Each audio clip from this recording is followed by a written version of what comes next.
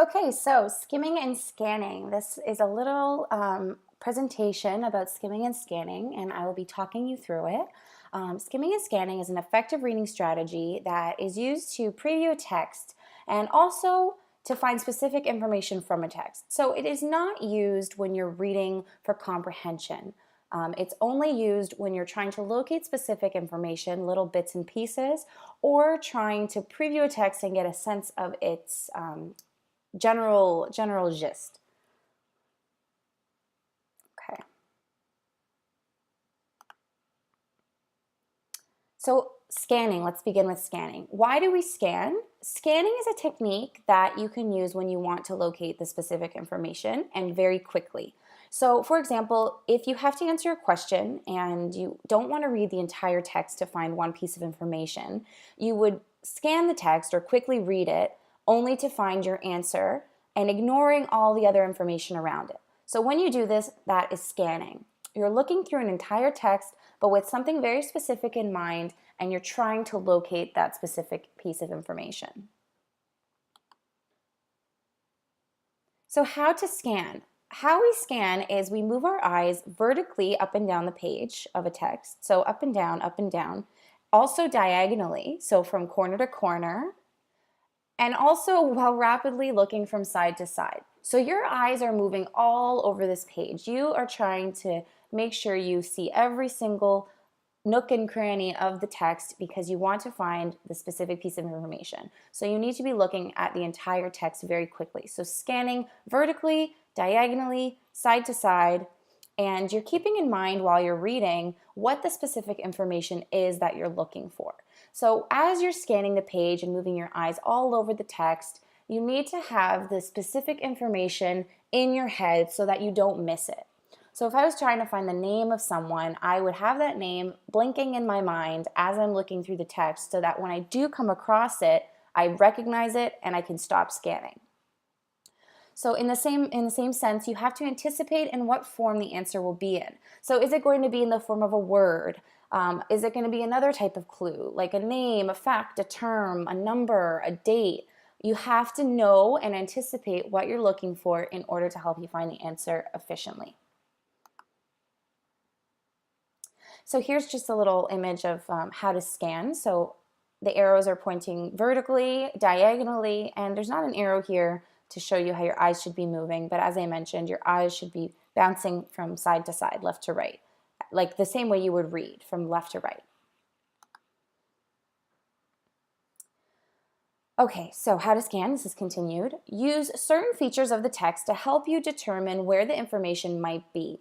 So some features that I'm talking about are something like headings or subheadings. So if you recall our last lesson about graphic forms and features, headings and subheadings are print features, and they're designed to help organize the information in a way that helps you better understand it. So if you are looking for specific information, looking at the headings and subheadings is a great first step because it's already giving you kind of a summary of what the information below it or beside it will be about. Be selective when you're reading. Skip through sections of the text that might not be useful and all the information that is not relating to the focus of your question. So if you come across a heading or a subheading that it doesn't seem like it's going to be anything to do with what you're looking for, just skip over the section. You don't need to read it if you can tell just from the heading or subheading that it's not relevant. So skip through anything that won't be useful. That's part of scanning, knowing what to read and what not to read.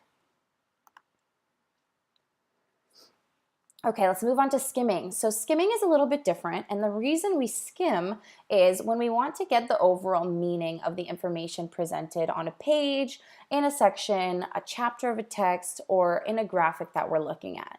So what I mean by the overall gist, so this word right over here, is the sense of it. So the overall meaning of the text you're reading.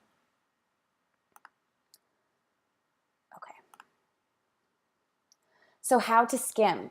So it's important to remember that when you're skimming, you are not reading every single word. Skimming is exactly what the word means, skimming through something. So moving your eyes horizontally, which is left to right, on the page and very quickly.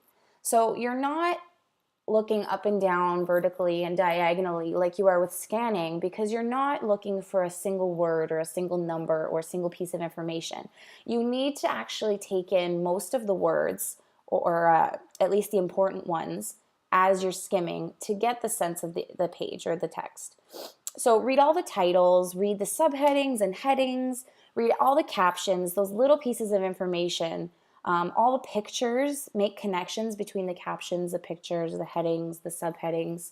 And the actual text itself is where you could probably skip over a few words and kind of just get the general sense of the sentences.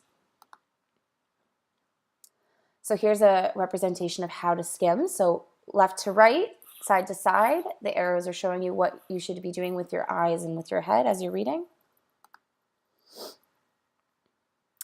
Note any bold or italicized words and phrases. That's important because, as we learned, when something is bolded or italicized, it's probably very significant or meaningful to the text.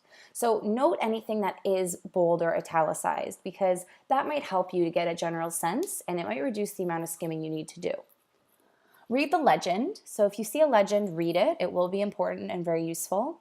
Make note of the use of colors and look for an explanation as to what the color represents. So that's a design feature. So anything that's marked in a different color than the rest of the text is probably very significant, and there's a reason it's in a different color. So figure out the reason, and that will give you a good idea of what the text is probably about.